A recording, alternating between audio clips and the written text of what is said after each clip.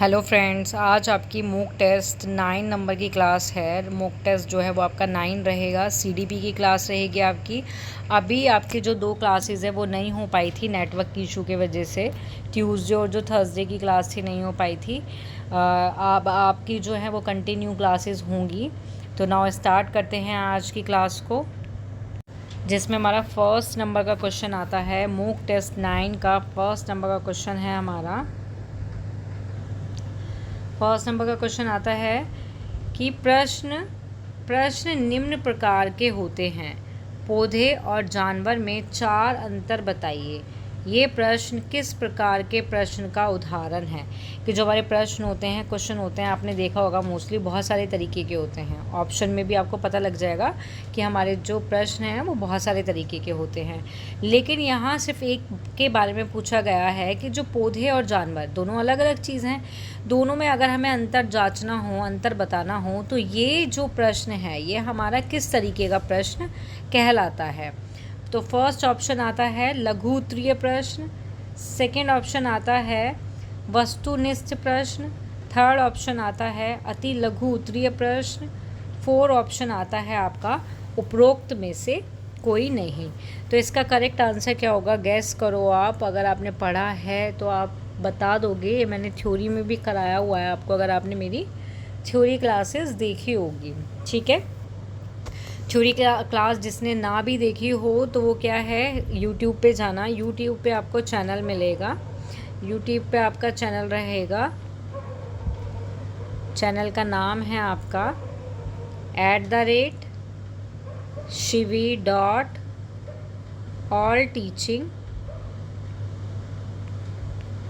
teaching exam.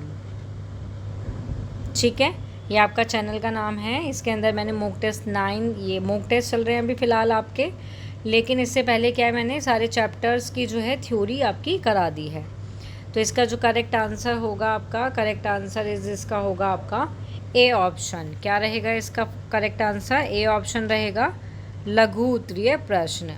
ठीक है, तो आपको पता तो होगा कि जो आपके लघु उत्तरीय प्रश्न होते हैं वो कैसे प्रश्न होते हैं। लघु उत्तरीय प्रश्न भी जो है आपका एक प्रकार का प्रश्न होता है, क्वेश्चन होता है। ठीक है, जो क्या करता है, जो छात्र को, कोई भी छात्र है या कोई भी स्टूडेंट है, उसको किसी भी अवधारणा, कोई भी क्या है, कोई भी अगर अवधारणा है, अगर कोई भी अवधारणा है, ठीक है, अवधारणा या फिर कोई जानकारी है या फिर कोई प्रोसेस है, उसको क्या है, संक्षिप्त या फिर स्पष्ट रूप से समझने में और उसको व्यक्त करने की जो क्षमता का मूल्यांकन करते हैं, वो होता है आपका लघु उत्तरीय प्रश्न। ठीक है, और ये जो प्रश्न होते हैं वो आपके आम तौर पर परीक्षा या फिर मूल्यांकन कार्यों में क्या है, मोस्टली पूछे जाते हैं। मतलब आपकी तब एग्ज़ाम होते हैं या परीक्षा होती है तो इन प्रश्नों को क्या है, इन प्रश्नों को पूछा जाता है। और छात्रों को किसी भी विशेष विषय अवधारणा पर कोई भी अपनी समझ का प्रदर्शन करने का इसमें क्या है, अवसर भी प्रदान करते हैं आपके। ठीक है, हम इसको कह सकते हैं संक्षिप्त में, हम या छोटे शब्दों में, कुछ शब्दों में इसको हम ये कह सकते हैं कि जो आपके प्रश्नों के उत्तर है, ठीक है, प्रश्नों के उत्तर को या प्रश्नों के जो उत्तर हैं आम तौर पर कुछ वाक्यों या फिर छोटे पैराग्राफ में दिए जाते हैं। ठीक है, और जो आपके लघु उत्तरीय प्रश्न हैं उनका जो उपयोग किया जाता है, यूज़ किया जाता है, वो स्टूडेंट की समझ, कि स्टूडेंट की समझ कैसी है, और या फिर व्याख्या, ठीक है, या फिर विश्लेषण कौशल को मापने के लिए किया जाता है आपका। क्लियर हो गया आपको ये वाला फर्स्ट पॉइंट, जो इसका करेक्ट आंसर है। नाउ इसी में आता है आपका सेकंड पॉइंट, आता है वस्तुनिष्ठ प्रश्न। तो आपके वस्तुनिष्ठ प्रश्न वो प्रश्न होते हैं जिनके उत्तर एक ही सही उत्तर होता है। कहने का मतलब ये है, जैसे कि आपका राइट और रॉन्ग। ठीक है, डायरेक्ट क्वेश्चन में पूछ लिया जाता है कि भाई ये बंदा कौन से गांव में रहता है, तो भाई वो इस गांव के अंदर रहता है, या इस बंदे का क्या नाम है, तो उस बंदे का नाम है, एक ही नाम है। तो कहने का मतलब ये है ट्रू फॉल्स के अंदर वन वर्ड्स जो हैं उसमें इसका आंसर होता है, या बहुविकल्पीय है। जो ये आपका जो मॉक टेस्ट चल रहा है, जैसे फर्स्ट क्वेश्चन आया है, देन इसमें 4 ऑप्शन आपके आए हैं, इनमें से करेक्ट आंसर क्या है? 1 करेक्ट आंसर है। तो ये आपके कहलाते हैं वस्तुनिष्ठ प्रश्न होते हैं। ये आपके क्लियर हो गया? वस्तुनिष्ठ प्रश्न कौन से होते हैं कि ये एक व्यक्ति से दूसरे व्यक्ति के लिए नहीं बदलता है।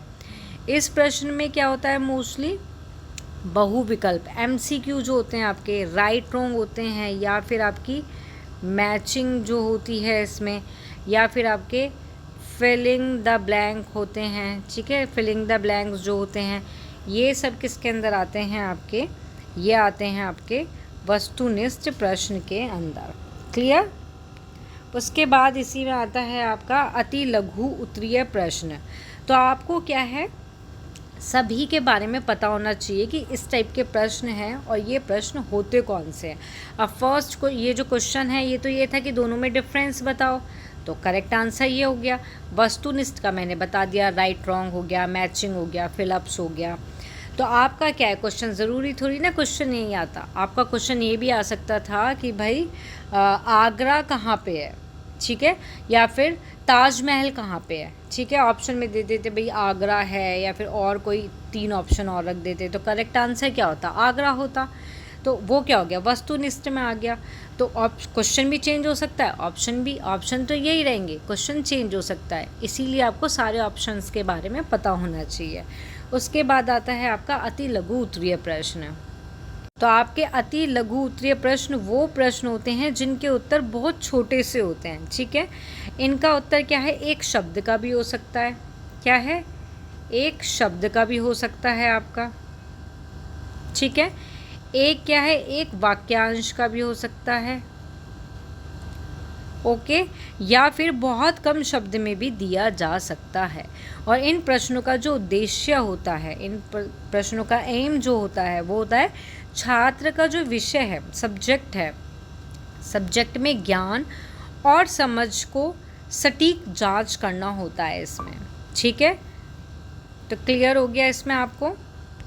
और जो आपके अति क्या है आपका? अति लघु उत्तरीय जो प्रश्न होते हैं ये मोस्टली आपके क्विज़ हो गई आपकी, ठीक है, या फिर आपकी परीक्षाएं हो गई, इनमें क्या है? इनमें इनका यूज़ किया जाता है।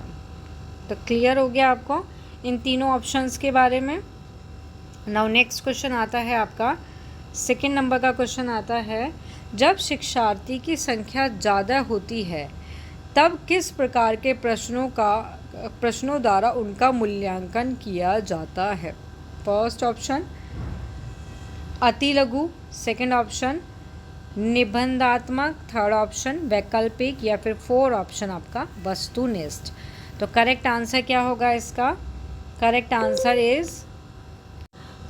आंसर इसका रहेगा आपका वस्तुनिष्ठ। कि तब बहुत सारे बच्चे हैं, स्टूडेंट हैं, उनकी संख्या है, तब हम मोस्टली कौन से प्रश्न के द्वारा मूल्यांकन करते हैं? वस्तुनिष्ठ के द्वारा करते हैं। ठीक है, थर्ड क्वेश्चन आता है आपका, प्रश्न पत्र की विश्वसनीयता का क्या मतलब होता है? क्या तात्पर्य क्या है उससे? फर्स्ट ऑप्शन इज मूल्यांकन के जो परिणाम में एक रूपता होता है। सेकंड, प्रश्न पत्र में वस्तुनिष्ठता होता है। या फिर जो प्रश्न हैं, प्रश्न पत्र के प्रश्नों में क्या होती है? व्यापकता होती है। या फिर आपका इससे विद्यार्थी के उसी गुण का मूल्यांकन होता है जिसके लिए उसको प्रयोग में लाया जा रहा है। बात हो रही है प्रश्न पत्र की, और जिसमें पूछा गया है तात्पर्य किस चीज़ से है? आपका विश्वसनीयता से। ठीक है, तो इसका जो करेक्ट आंसर होगा वो क्या होगा? आपका करेक्ट आंसर इसका होगा आपका फर्स्ट ऑप्शन, मूल्यांकन के परिणामों में क्या होती है? एक रूपता हो।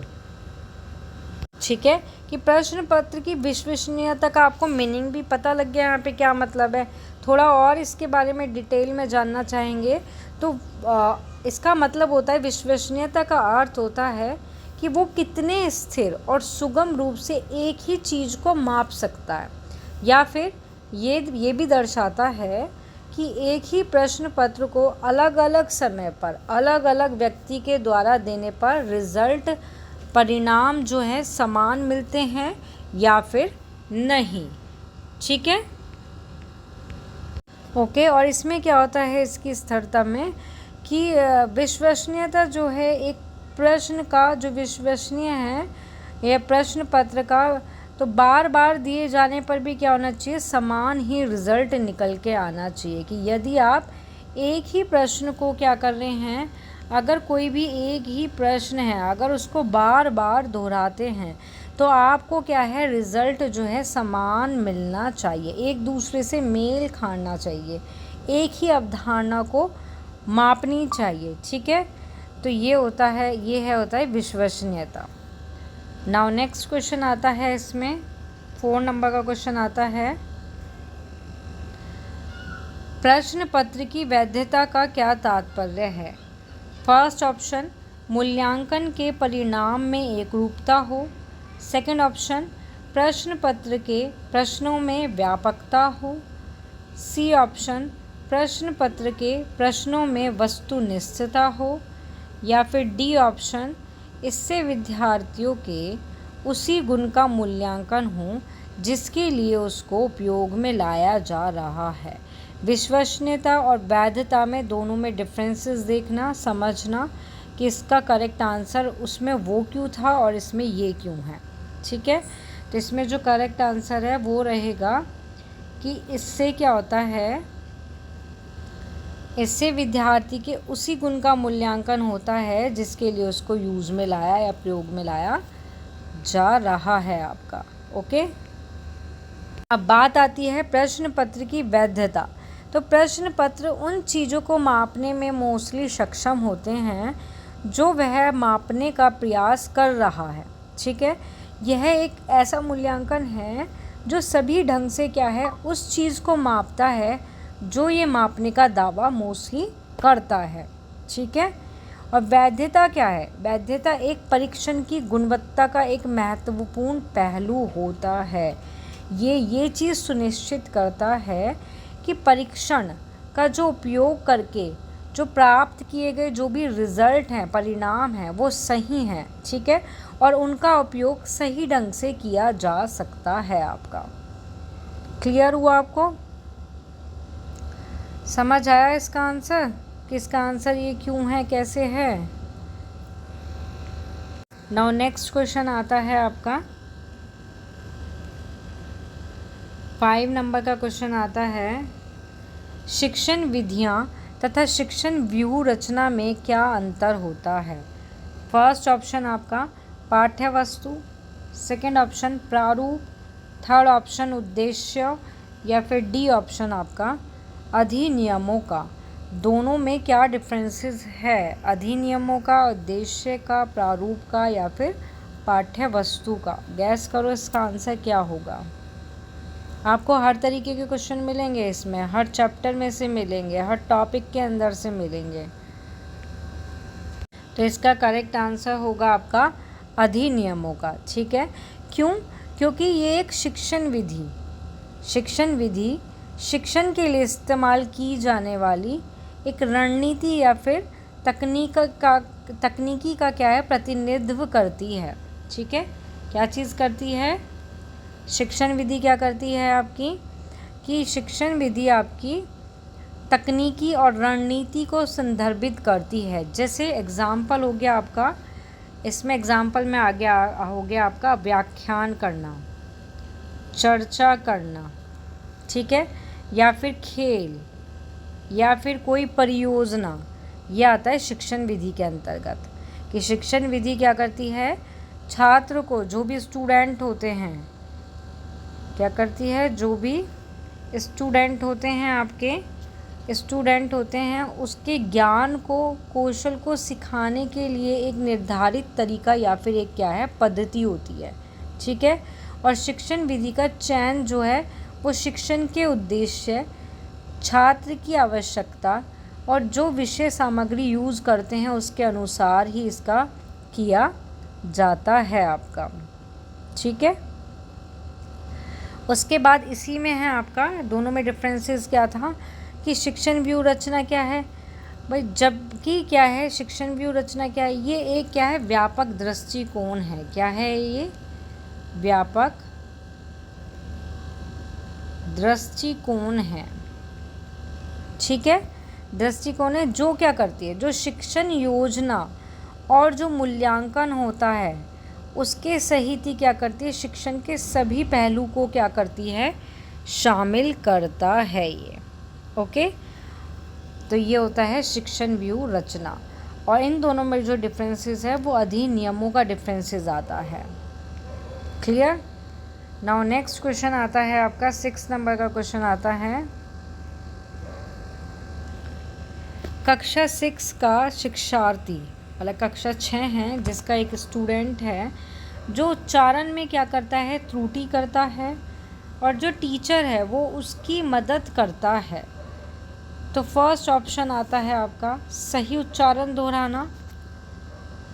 सेकंड ऑप्शन आता है जब बालक पढ़ना समाप्त करे तब सही उच्चारण बताना, मीन्स जो टीचर है उसकी कैसे हेल्प कर रहा है। थर्ड ऑप्शन आता है जब बालक त्रुटि करे तब उसे रोक कर त्रुटि बताना और सुधारना, या फिर शिकायत लगाने के लिए उसके माता पिता को बुलाना। तो तब कक्षा किसकी बात हो रही है, आपकी 6 की बात हो रही है, और उच्चारण बोलने में जो है उसको त्रुटि हो रही है उच्चारण करने में। तो पेरेंट्स को बुला के, माता पिता को बुला के शिकायत करना, तो ये तो कोई सॉल्यूशन नहीं हुआ आपका। या फिर सी ऑप्शन जब बालक त्रुटि करता है उसे रोक कर त्रुटि बताना और सुधारना। इससे भी क्या, इससे रोक कर बार बार त्रुटि बताना सुधारना, ऐसे भी बच्चा जो है उसकी टीचर हेल्प कैसे करेगा। देन उसके बाद बी ऑप्शन आता है जब बालक पढ़ना समाप्त करे तब उसका सही उच्चारण बताना।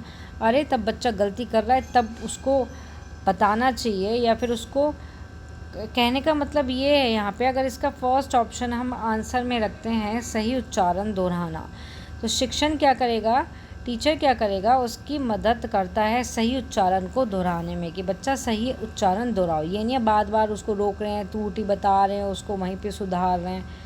सही उच्चारण क्या है, उसको दोहराएं बार बार। ठीक है, 7 नंबर का क्वेश्चन आता है आपका, एक प्रणाली रूप में नहीं देखा जाता कि उपयुक्त में से कौन सा सही है। फर्स्ट ऑप्शन विद्यालय, सेकंड ऑप्शन पुस्तकालय, थर्ड ऑप्शन मूल्यांकन, और फोर्थ ऑप्शन आपका प्रशासन। एक प्रणाली रूप में नहीं देखा जाता, किसकी बात हो रही है, प्रणाली रूप में नहीं देखा जाता है, तो कौन सा सही है। तो करेक्ट आंसर इसका होगा आपका ए ऑप्शन, कि जो विद्यालय है उसको क्या है, प्रणाली रूप में नहीं देखा जाता है।